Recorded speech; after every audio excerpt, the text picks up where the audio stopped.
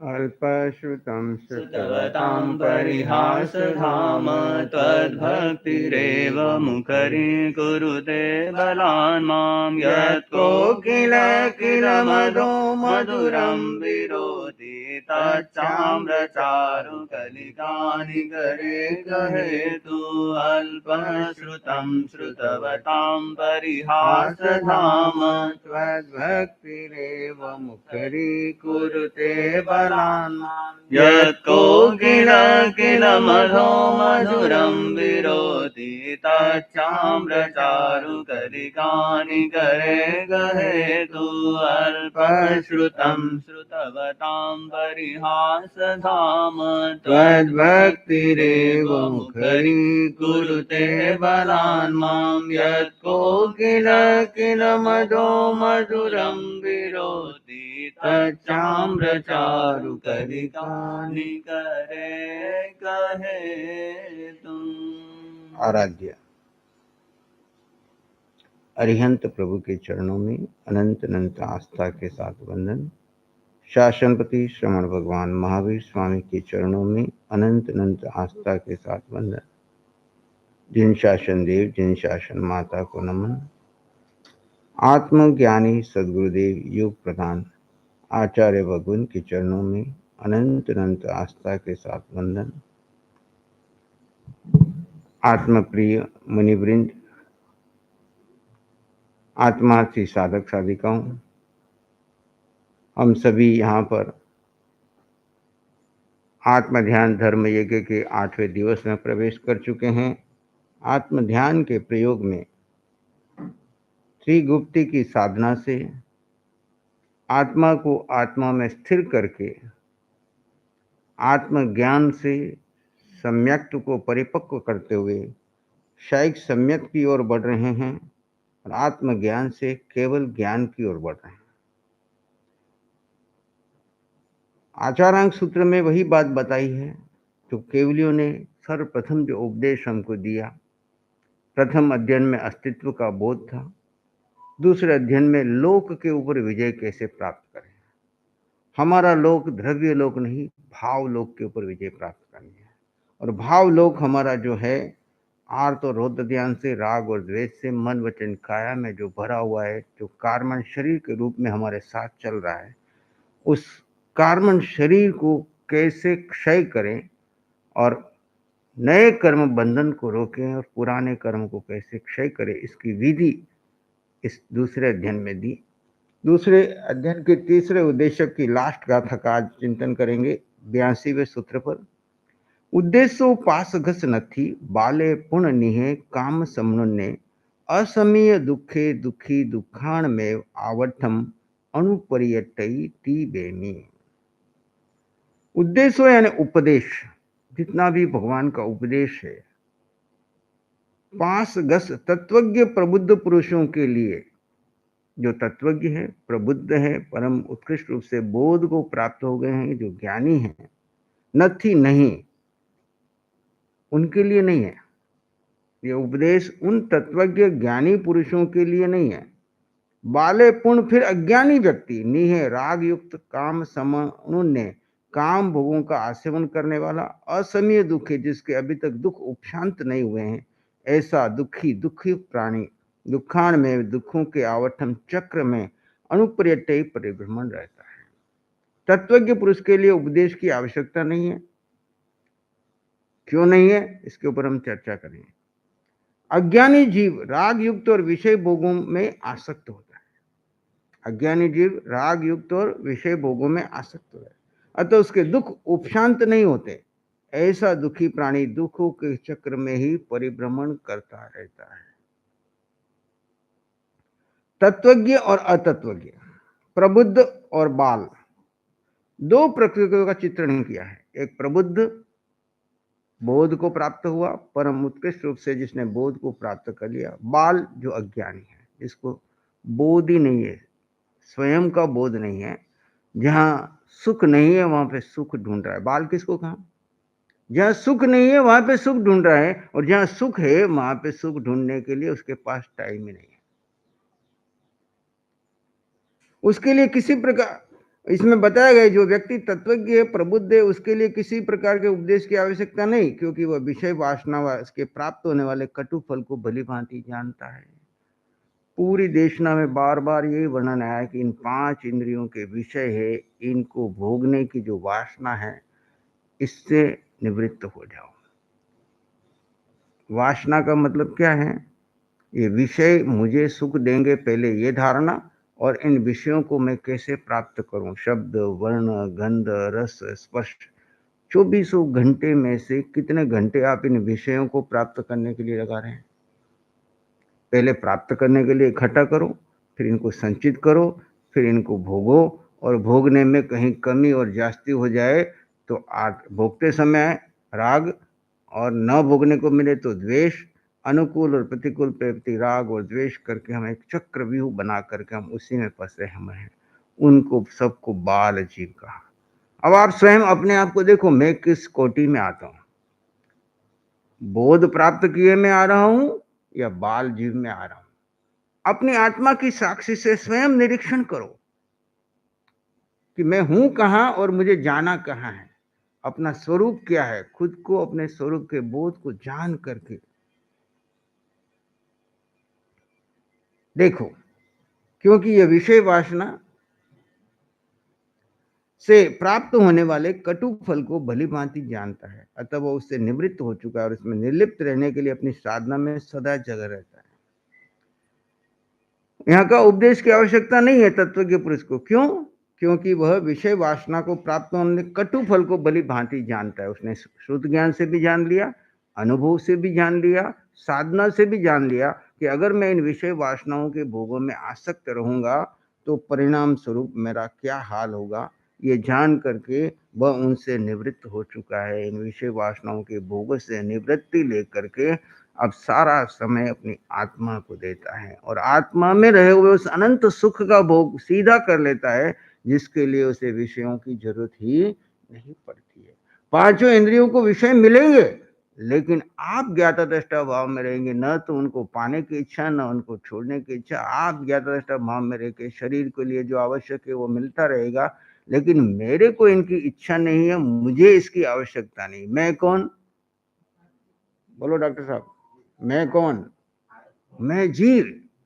मैं जीव को कुछ नहीं चाहिए, ना विषय चाहिए, ना वासना चाहिए। जीव आत्मा अनंत ज्ञान, अनंत दर्शन, अनंत सुख, अनंत शक्ति आदि अष्ट गुणों से समृद्ध है, संपन्न है।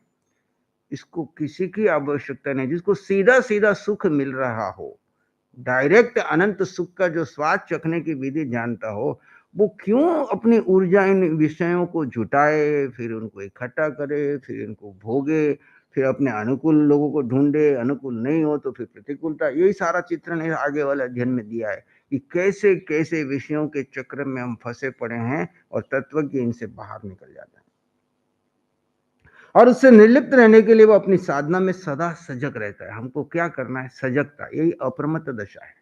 साधक हमेशा जो आत्मा आती है वो एक एक समय के प्रति सजग रहने का पराक्रम करता है। जैसे अभी मुनि जी ने प्रतिक्रमण के बारे में बताया, जैसे ही बेहोशी में जाकर के उसका क्षण व्यर्थ हो गया, अब क्षण तो चला गया, अब करे क्या? तो उसी समय आलोचना, प्रतिक्रमण, प्रायश्चित, 7वां तप है हमारा। ये पहला तप करके हम बड़े तृप्त होते हैं, पर 7वां तप कब कितनी बार करते हैं? ये 24 घंटे सजग रहने की जरूरत है।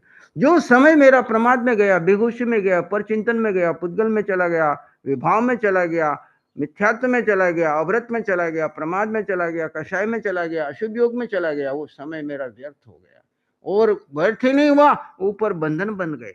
अब उसको क्षय करने के लिए क्या करूं? तो भगवान ने कहा 7वां तप करो। आलोचना में अपने को स्वीकार करो कि यहाँ पे मेरी गलती है, यहाँ मेरा विभाव है, ये मेरा प्रमाद है, ये मेरी बेहोशी है। जो व्यक्ति अपने आप को होशियार समझता है, सुपीरियर समझता है, गलती ही स्वीकार नहीं करता, तो वो कभी सॉरी बोलता ही नहीं। लेकिन जो स्वीकार कर लेता है कि यहाँ पर मेरा प्रमाद है, मेरी बेहोशी है, मेरी गलती है, मैं उसी समय उसको आप सॉरी मांगते हो, इसका मतलब आपने स्वीकार कर लिया है ना, आपने आलोचना कर ली। स्वीकार करते ही आलोचना कर ली और भीतर से ओहो, मैंने कितना समय व्यर्थ कर दिया, कितना कर्म बांध लिए, कितना मैंने समय खो दिया। आंख खुलते भीतर से आपको जो होश आता है वही आपका प्रतिक्रमण है।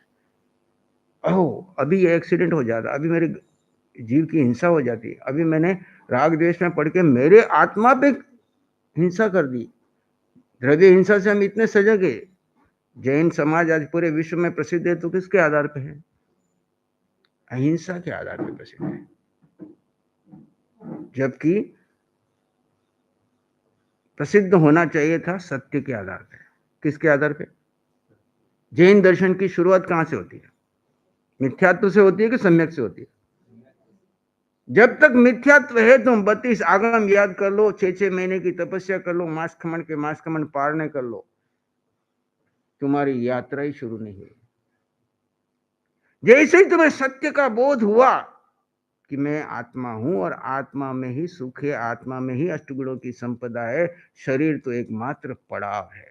और द्रव्य हिंसा नहीं, मुझे भाव हिंसा से बचना है। द्रव्य लोक को मुझे नहीं जीतना है, भाव लोक को जीतना है।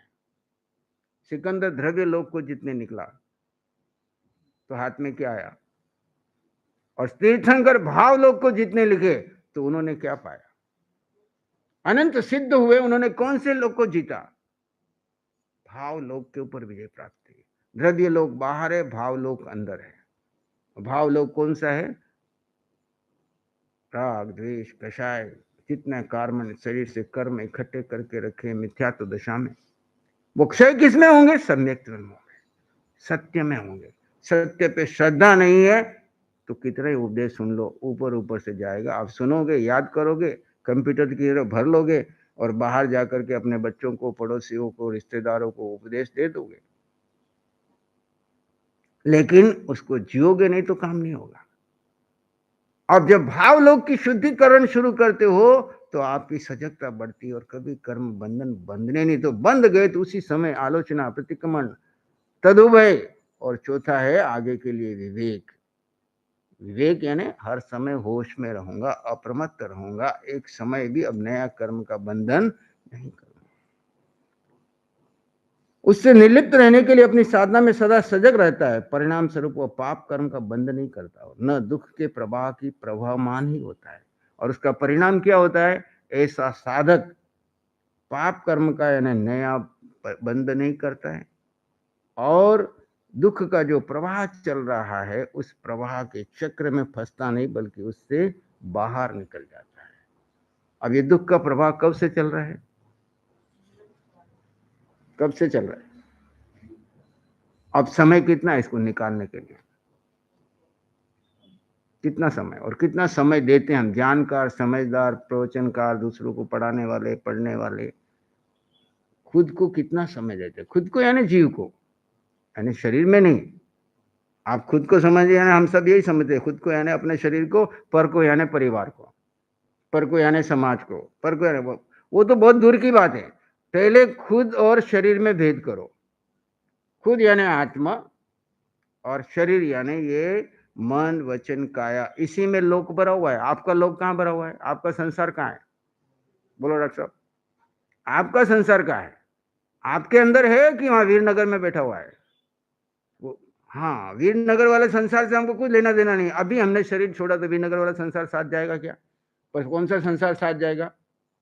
हमारे मन वचन काया में भरा हुआ संस्कार, जिसको हमने भाव रूप में राग और द्वेष करके, अपना और पराया मन करके, आर्त और रुद्र ध्यान करके इकट्ठा करके रखा है। आत्मा के चारों ओर गोल गोल उसने, हर आत्मा में क्षमता है सिद्ध होने की, है या नहीं है? बोलो। अनंत जीव सिद्ध हुए और अनंत हो सकते हैं। अपने आसपास जितने बैठे हैं और आपके आसपास जितने घर में रह रहे हैं, चाहे व्यापार में है, दुकान पे है, हॉस्पिटल में है, कि परिवार से जुड़े हुए हैं, कि रिश्ते से जुड़े हुए हैं, उन सब जीवों पे दृष्टि डालो। उनमें जो जीव है और आप में जो जीव है, दोनों में क्या अंतर है? मान, आप में सिद्धशिला जाने की क्षमता है या नहीं है? आप में है तो उनमें भी है कि नहीं है? पर क्यों नहीं जा रहे? ना वो जा रहे ना आप जा रहे। कारण क्या? कारण हमारे ही चारों तरफ हमारा ही बांधा हुआ कर्म का चक्र भी। रूम के, जैसे मैं उदाहरण दे दूं, रूम के अंदर आपको बंद हो, आपको बाहर निकलना है पर लॉक लगा दिया। अब ये रूम आपको बिल्कुल टच नहीं कर रहा है, पर आप बाहर जा सकते क्या? जा सकते? क्षमता है बाहर जाने की, लेकिन लोग चारों तरफ लग गए, सब दरवाजे बंद हो गए। एक भी ये रूम आपको पकड़ नहीं रहा है, कहीं स्पर्श नहीं कर रहा है, ऐसे आत्मा को कोई कर्म स्पर्श नहीं कर रहा है, पर आत्मा के चारों ओर ये 8 लेयर लगे हुए हैं। कौन से? ज्ञान, नावरण, दशनावरण, मोहनी, अंतराय, इनको 4 को गाति कहा है ना। ये गाति कर्म टूट गए तो आपको कषाय नहीं रहेंगे, राग द्वेष नहीं रहेंगे, कर्म के बंधन नए नहीं होंगे। आपको क्रिया लगेगी पर इरियापथिक लगेगी, सकषाय वाली नहीं करेगी। तत्वार सूत्र में कई बार कोड किया, तत्वार सूत्र में कर्म बंधन के कारण क्या बताए? काय वांग मन कर्म योग। काया, वाणी और मन से कर्म का योग होता है। अंदर आते हैं, रास्ते आते हैं, काया से, वाणी से और मन से, इन्हीं से बंधन बांधते। अब आपको क्रिया कैसे लगती है, आपको कर्म लगते कैसे हैं? तो वो क्रिया कैसी है? तो 2 तरह की है, सकषायो अकषायो, कषाय से और अकषाय। और कौन सी क्रिया? इरियापथिक और सांप्रायिक। सांप्रायिक क्रिया कषाय से युक्त है। कषाय युक्त होकर के आप मन वचन काया की क्रिया करेंगे तो कर्म लगेंगे, और अकषाय में रह करके मन वचन काया की क्रिया चलेगी, क्योंकि केवली भगवान की क्रिया नहीं चलती है। 13वें गुणस्थान में केवली भगवान है, सशरीर है। आपका और हमारे शरीर में, उनके शरीर में कोई अंतर नहीं है। यही हाड़ मांस रक्त का शरीर उनका भी है और आपका भी है। वो आपकी ही तरह माँ के गर्भ से बाहर निकले, उनका भी परिवार था, उनका भी संसार था, उनके भी पत्नी थे, उनके भी बच्चे थे, उनका भी राज था, नहीं था क्या? सब होते हुए उन्होंने आत्मा को केंद्रीभूत बनाकर तत्वज्ञ हो गए, और तत्वज्ञ होकर के उन्होंने क्या किया? अपने अंदर के मोह कर्म को, मिथ्यात्व और मोह 2 शत्रु है। बड़े शत्रु कौन से हैं? मिथ्यात्व और मोह। मिथ्यात्व टूटा तो सत्य का बोध हुआ कि मैं आत्मा हूं, मैं शरीर नहीं हूं। मुझे इस द्रव्य लोक से कोई दुश्मनी नहीं है, कितने ही आसपास मेरे कितने ही अनंत जीव रह रहे, मेरा उनसे कोई वास्ता नहीं, वो मुझे कहीं बाधक नहीं बन रहे। मेरा बाधक मेरा ही मिथ्यात्व था कि मैंने अपने शरीर को मैं मान लिया और शरीर से जुड़े संसार को अपना मान लिया। अब ज्ञान इतना ही चाहिए कि मैं आत्मा हूं, और ये आत्मा से, शरीर से जुड़ा हुआ, शरीर और शरीर से जुड़ा हुआ संसार पर है और पराया है। अब पराये का आपको कितना चिंतन चलता है डॉक्टर साहब, जयपुर वाले? पराये का कितना चिंतन चलता है, अपनों का कितना चिंतन चलता है? पराये का कितना चिंतन चलता है? आपके 1000 पेशेंट में से कोई अपना घर का पेशेंट आता है तो उसका ध्यान ज्यादा जाता है, या वो रेगुलर लाइन में लग के पेशेंट करके गए? उनकी जिम्मेदारी है, लेकिन रात को जाकर के भी ध्यान किसका आता है कि जो मेरे घर का पेशेंट था उसका क्या हुआ? बोल, तुम भी डॉक्टर है ना? 1 2 3 डॉक्टर यहाँ बैठे हुए हैं। तो वहां पर आपको ये अपना, ऐसे शरीर को अपना मानोगे तब तक शरीर का ध्यान होगा। अब जैसे ही आपकी गहरी धारणा में जाके बिठा दिया शरीर पर आया है, अब जैसे एक घर में बेटा भी होता है, बेटी भी होती है, मैं कई बार बोला हूं। बेटा होते ही माँ की धारणा क्या होती है? बेटा मेरा है और मेरे साथ रहेगा जिंदगी भर, और मेरा कुल का रोशन करेगा और मेरा ध्यान रखेगा। और बेटी होते ही पहले दिन से क्या ध्यान रखती है? धारणा क्या है? बेटी पराया धन है, पराई है, इसको अच्छे से अच्छे संस्कार दूं, पढ़ाऊं, लिखाऊं, समझाऊं, और समय आने पर इसको पराये घर भेज के सुखी होते कि दुखी होते? सुखी होते, अपनी जवाबदारी पूरी हो गई। और ऐसे ही अगर बेटे को पढ़ा लिखा करके तैयार करके पढ़ाया करके भेज दे तो, और वो आपको न पूछे, न जाने, न वापस आए, तो मन की क्या दशा होती है? बोलो, है ना? लेकिन मान्यता ही तो बदलनी है ना। भगवान यही कहते हैं हमेशा, एक बेटे, माँ एक बेटे को 25 साल समझदार बनाने के लिए लगाती है। कहावत है कहीं की, भगवान कई बार प्रवचन में सुनाते हैं। और 25 साल के बाद उसके जीवन में एक लड़की आती है, और वो 25 मिनट में इसको क्या कर देती है? बुद्धू बना देती है, और वो उसका हो जाता है। अब माँ बेचारी टेंशन में रहती है, अब बेटा मेरे पास आता ही नहीं है, मेरे से बात करता नहीं है, मेरे को टाइम नहीं देता है, मेरे अनुसार नहीं चलता है, सब उसकी ही सुनता है, उसके अनुसार चलता है। अब ये माँ का अज्ञान है कि बेटे का अज्ञान है? बेटे का। कौन बोला? हाँ, ये अपनी गलती है। पहले दिन से ये धारणा रखते थे कि ये एक जीव मेरे पास आया है, मैंने अच्छे से अच्छे संस्कार देने हैं, अच्छे से अच्छे इसको बनाना है, और इसका जहां उदय कर्म जाए, जहां रहे, मेरा आशीर्वाद इसके साथ है। मुझे इससे बदले में कुछ भी नहीं चाहिए। जैसे बेटी वैसे बेटा, दोनों जीव आए हैं, इनको मुझे मेरा उदय कर्म से इनके साथ जो फाइलें मैं पूरी करूंगा, बदले में मुझे कोई अपेक्षा नहीं है। अगर इसका उदय कर्म इसको दूर ले जाए या चाहे मेरे पास रखे, मेरे को इनसे कोई अपेक्षा नहीं है। मैं तो 24 घंटे आनंद में हूं। तो आपको छोड़ते समय वो जाएगा, कहीं नौकरी जाए कि दूर जाए कि पत्नी को लेके कहीं जाए कि किसी कारण से आपसे आते ही पहले दिन ही अलग हो जाए, तो आपको दुख होगा? आप खुशी से कहोगे जाओ बच्चा सुखी रहो, जहां बेटी को जैसे बोल रहे बेटे को भी। लेकिन आपने 25 साल तक वो अज्ञान का संस्कार अपने अंदर भारी भर भर के रखा, मेरा बेटा मेरे अनुसार चलेगा, मेरे साथ सेवा करेगा, मेरे बुढ़ापे में ध्यान रखेगा, मेरे ये रखेगा। और उदय कर्म आपका ऐसा है कि एक नहीं 5 होते हुए भी एक भी आपके पास नहीं टिकता। अब कर्म आपका है कि उनका है? आपने तो संस्कार अच्छे से अच्छे दिए, पर उदय कर्म आपके ऐसे है कि आपको अकेला रहना पड़ रहा है। तो पहले से ही धारणा वैसी रखोगी, एकत्व में अनंत सुख है। कितना सुख है? भगवान की वाणी में बार बार क्या आता है? अगर आपको मोक्ष जाना है तो एकत्व का पोषण करो और एकांत का चयन करो। एकत्व यानी आत्मा का पोषण करो, एकांत यानी जितना हो सके भीड़ भाड़ से अलग रह करके अपने जीव का चिंतन मनन स्वाध्याय ध्यान, खुद को समय दो। पर के लिए समय ही नहीं है। अनंत काल में हमने किसको समय दिया? सब पर को समय दिया, और पर को समय दे करके कर्म बढ़ाए कि घटाए? बोलो। जब मैं हर बार बोलता हूं, अपना खुद भी देखो, आप मैं भी देखूं, आप भी देखें। माँ के गर्भ से बाहर निकले उस समय जितना कार्बन शरीर लाए थे, उस कार्बन शरीर को अगर आपने कम किया है तो आपका जीवन सफल। और आपने अगर कार्बन शरीर को और भारी किया और ऊपर उठने की बजाय और नीचे जा रहे हैं, तो समझदार हो कि क्या हो? मूर्खता है। अब अपने अपना अवलोकन करो कि माँ के गर्भ, वो भले आपने शुभ कर्म कमाया कि अशुभ कर्म किया, उसका महत्व नहीं है, क्योंकि सिद्धशिला जिसको जाना है उसको तो मुक्त होना है। शुभ और अशुभ से कुछ लेना देना नहीं। कर्म कर्म है।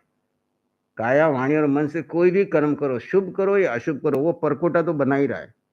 शुभ आपको शरीर अनुकूल दे देगा, गति अनुकूल दे देगा, सदगुरु तक पहुंचा देगा, सम्मोषण तक पहुंचा देगा, इतना काम करेगा शुभ। अशुभ आपको पल पल पे वेदना करेगा और आपको जगाता रहेगा, देख फंसो मत, ये कर्म तुम्हें जगा रहे हैं। शुभ, अब दुनिया में, अभी भारत में आप देख लो या दुनिया में देख लो, जिनके शुभ कर्म का उदय है वो ज्यादा धर्म कर रहे हैं, या अशुभ कर्म का उदय है वो ज्यादा धर्म कर रहे हैं? अशुभ। शुभ वाले अधिकांश कहीं न कहीं उस राग भाव में मोह भाव में इतने मस्त है कि वो ये समझते कि यही मेरा सुख है। बढ़िया से बढ़िया गाड़ी ले ली, बढ़िया से बढ़िया बंगला ले लिया, खूब कमा रहे, खूब कर रहे, और फैक्ट्रियों में भागे जा रहे, समय ही नहीं है, और वो ये समझते कि ये हमारी सफलता है।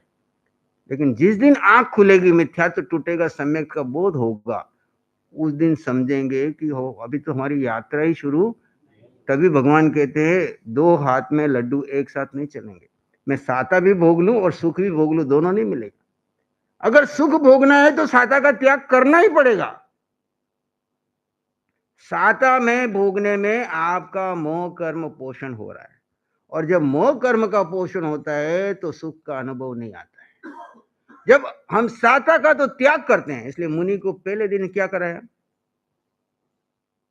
कुछ साताकारी साधन साथ में लेकर आने को बोला क्या?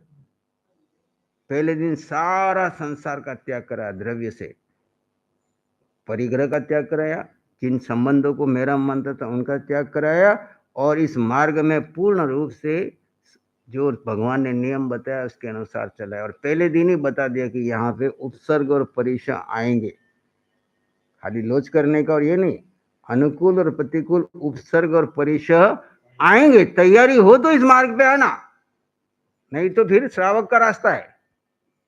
साधु बनना है तो यह अनुकूल और प्रतिकूल दोनों तरह के उपसर्ग परीक्षा आएंगे, और इन उपसर्ग और परीक्षाओं के अंतर्गत आपको कर्म के बंधन हो सकते हैं। आप वहां पे स्वभाव में रहोगे, सजगता में रहोगे तो कर्म काट लोगे। और यहाँ पे अरे कहाँ साधु बन गए, यहाँ तो कोई ध्यान रखता नहीं, इतना गर्मी है। यह तो कुछ भी नहीं, पंजाब में जाओ भयंकर गर्मी, भयंकर ठंडी, इन दिनों से तैयारी हो जाती है वहां पे। तो गर्मी भी खूब, सर्दी भी खूब, बरसात भी खूब, जो भी हो रहा है, पर सब जगह पे ज्ञाता दृष्टा भाव में आत्मा का पोषण। और प्रतिकूलता के समय आज अवसर में ऐसे हम 8 कर लेंगे, ऐसे हम उपवास कर लेंगे, 1.5 पोरसी कर लेंगे, 2 पोरसी कर लेंगे। जिस दिन बरसात आ जाए और उस दिन कहो कि आज पारना है और अब पोरसी कर लो, तो मन कितने रास्ते निकालता है ना।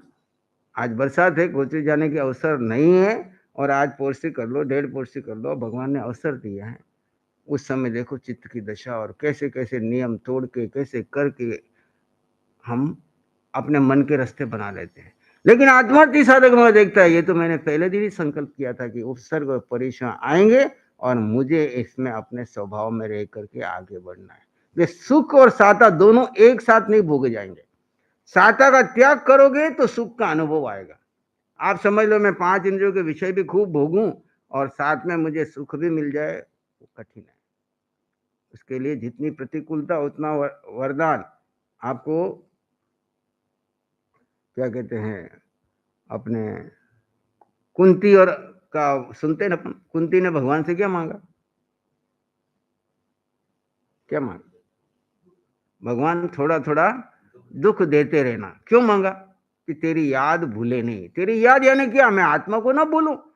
वहां पे कृष्ण भगवान जो है वो आत्मा के प्रतीक है। वहां की धारणा ये है कि ऊपर परमात्मा बैठा आप पे कृपा कर रहा है तो आप उस दिशा में जा रहे हो, लेकिन मूल बात तो यही है, वहां पे परमात्मा का अंश कहां? हम कह रहे हैं सिद्धा जैसो जीव है, जीव सो ही सिद्ध। जैसे सिद्ध भगवान है वैसे आप जीवो। आप सब जीव अनंत जीव है पर अलग है, पर आत्मदृष्टि से सब समान है। अष्ट गुणों की संपदा सब में एक समान। जहां जैसी धारणा थी वैसे महापुरुषों ने उस भाषा में उनको समझाया, पर सत्य एक ही है कि तुम अपनी आत्मा को केंद्रीय। और दुख का मतलब जब प्रतिकूल परिस्थितियां आएगी तो मैं जीव को भूलूंगी नहीं। अनुकूलता में तो मैं शरीर और मन और बुद्धि और इंद्रियों के विषयों में आसक्त होकर के समय बीत जाएगा। जब समय बीत जाएगा और आंख खुलेगी तब तक तो बुढ़ापा आ चुका होगा।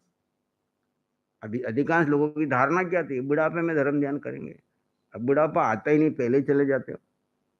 आजकल तो अधिकांश कोई एक्सीडेंट में जा रहा है, कोई हार्ट अटैक में जा रहा है, कोई कैसे जा रहा है, और बुढ़ापा आ भी गया और धर्म ध्यान करते हैं तो क्या अवस्था होती है। यही यानी साधना से आगमकारों ने बताया है कि हम जीवन भर विषय भोगों में आसक्त रहते हैं। अब तृष्णा तो बढ़ती चली जाती है और उस दुख के चक्रव्यूह में फंसे चले जाते हैं, और उसी दुख चक्रव्यूह में यही अतत्व की बात है। इसके विपरीत जो वासना के कटु फूल को नहीं जानता, ऐसा अज्ञानी व्यक्ति दुखों का उपशमन करने के लिए विषय भोगों का आसेवन करता है।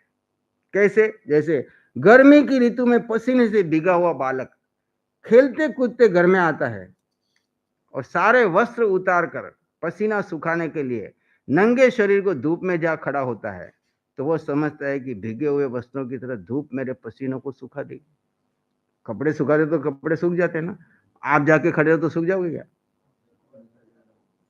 परंतु परिणाम इसके विपरीत देखने में आता है, अर्थात पसीना सूखने के स्थान पर और अधिक आने लगता है।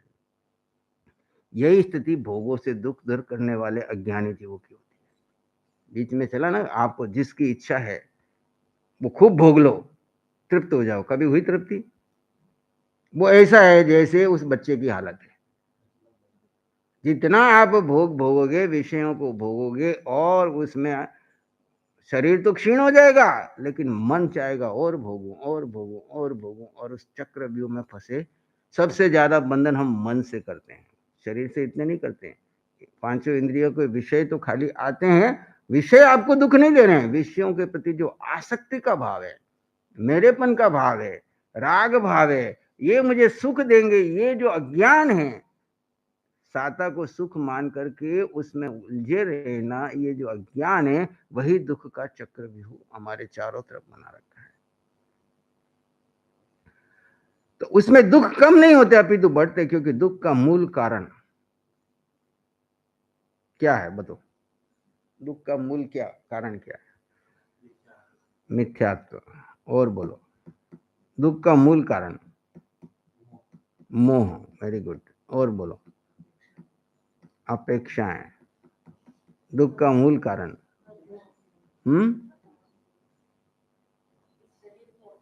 शरीर को अपना मानना, अज्ञान। यहां पे भी यही बात करें, क्योंकि दुख का मूल कारण राग, द्वेष, आसक्ति, मोह और विषय भोग एवं भौतिक ऐश्वर्य को संप्राप्त करने से उसका प्राबल्य रहता है।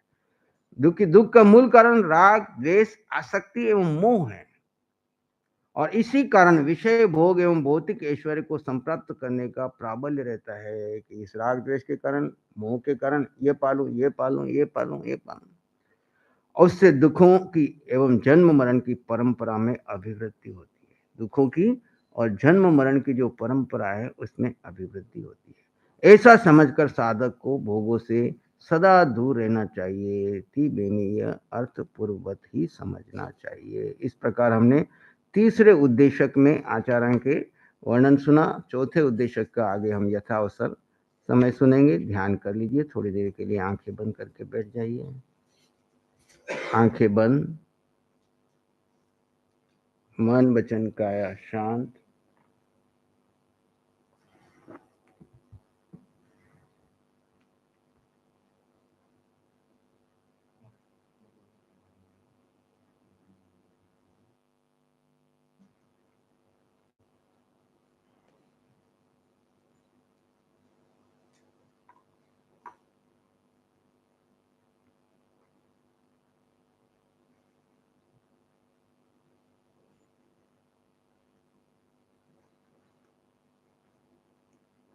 आप जीवात्मा हैं। जड़ और जीव का भेद कर लीजिए।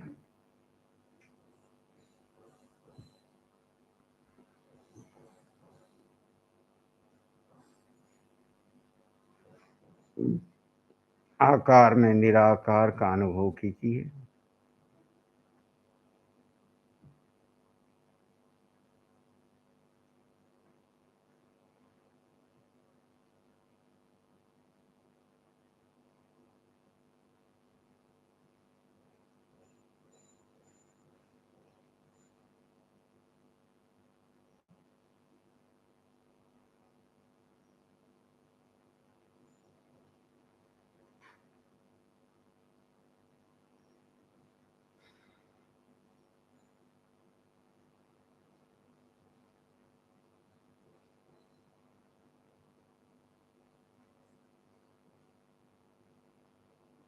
सिर से पांव के अंगूठे तक आकार में निराकार का विस्तार देखते देखते चित्त को शांत और समाधिस्थ होने दीजिए।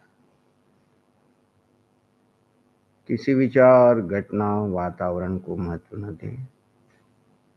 आसपास जो हो रहा है स्वीकार कर लें। आप जीव अपने आप में स्थित हो जाएं।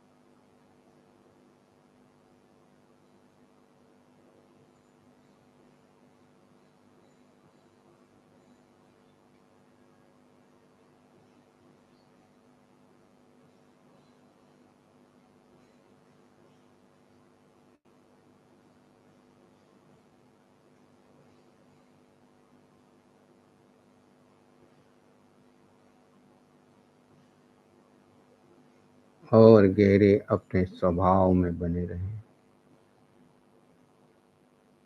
होश बना रहे, स्थिरता बढ़ती जाए, निर्विचार निर्विकल्प स्थिति बनी रहे।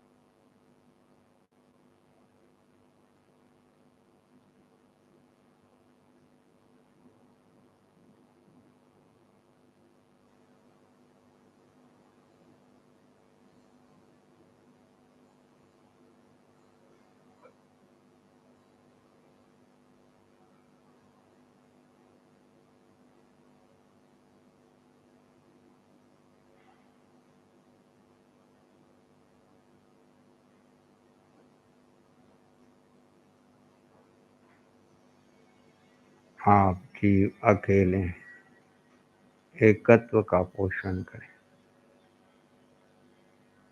ब्रह्मांड में अनंत जीव हैं, पर उनमें आप अकेले हैं। कोई जीव आपका नहीं।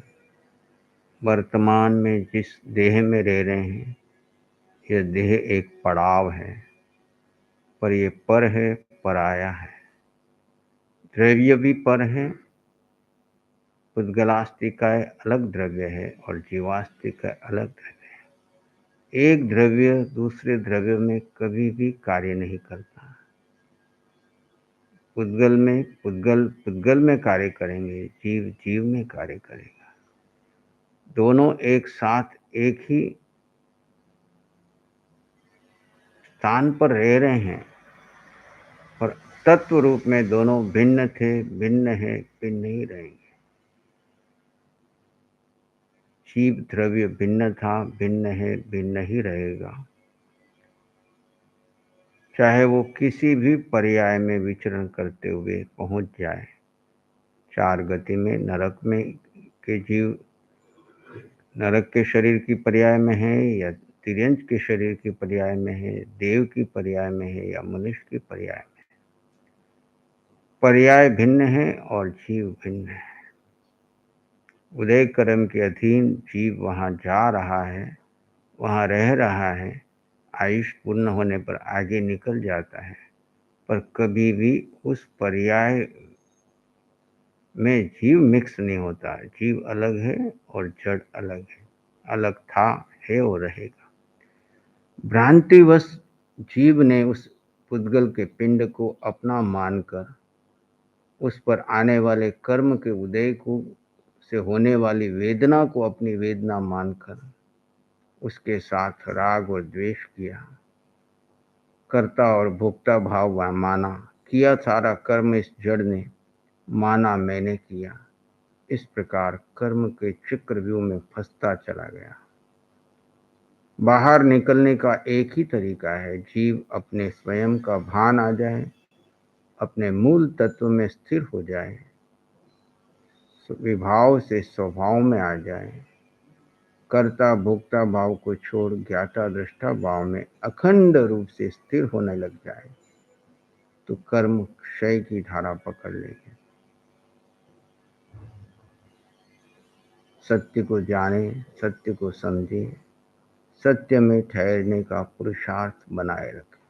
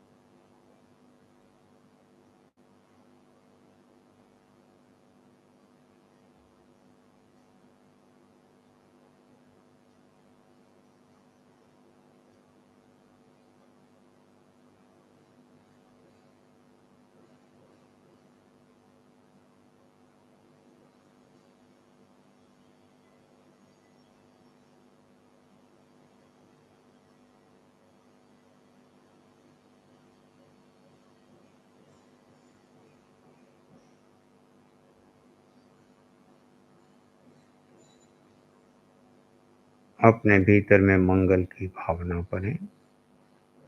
अभेद दृष्टि से संसार के सभी जीव मेरे समान हैं, सब में सिद्ध होने का सामर्थ्य है। प्रत्येक जीव को आत्मदृष्टि प्राप्त हो, सम्यक दृष्टि प्राप्त हो, अपने स्वरूप का ज्ञान प्राप्त करके अष्ट गुणों की संपदा को प्रकट कर सके, ऐसी मंगल कामना।